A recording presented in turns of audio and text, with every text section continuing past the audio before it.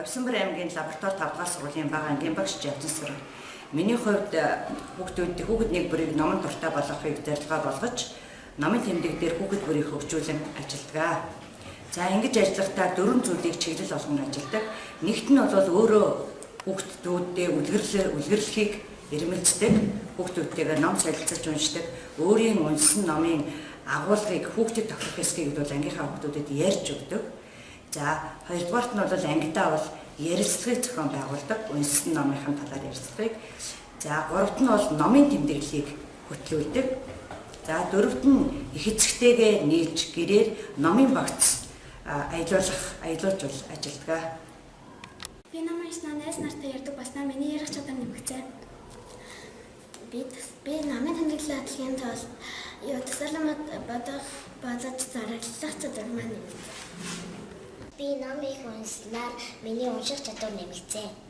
Номын тэмдэглэлийн хөдөлгөөний тулд ойлгож уншдаг болсон. Намаа зүрх зүгээр илэрхийлэхийн тулд эргцүүлэн боддог болсон.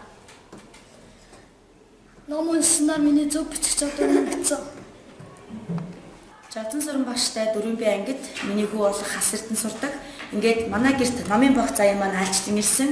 Энэхүү номын багц айлчлан ирснээр хүүхдтэйгээ хамтран ном унших, зурах, төсөөлөн бодох чадвар нь хөгжиж байгаа. Юуны цаашдаа ярих юм бол бусад хүүхдүүд өөрсдөө сэтгэн бодох чадвар, унших чадвар, зөв бичих чадвар нэмэгдэж байгаа миний хүүгийн. Тийм болохоор одоо ингээд эцэг ихтэйгээ хамтран ажиллаж байгаа, мөн энэ номын багцыг ингээд аялуулж байгаа ангийн хамт олонд нь бас баярлан талхсан сэтгэлээ илэрхийлье. Хүүхдүүд нь номын багцаа маш сайн цааш нь хөгжүүлээрэй гэж хэлмээр байна. Энэ бас миний номын тэмдэглэл. Тэгээд би номын тэмдэглэл дээр ном усныхаа дээр заавал тэмдэглэдэг. Тэгээд уншсан номын нэг бүхэл дэвсгөө зарсан өдрийн тэмдэглэл 2. Тохиолыг зэр төтөөгөр илэрхийлэн бичээрэй гэдэг дээр уд айлын чиглэл өөрийн толгой дээр байдаг зэр төтөөгөө тэгээд тохиолыг өөртөө хэрэгжүүлэх сургалттай санаа бичээрэй гэдэг дээр өдрийн тэмдэглэл бичих нь хэдэн нэгэн цагт зэмтэй учраас би өдрийн тэмдэглэл бичгээр шийдсэн.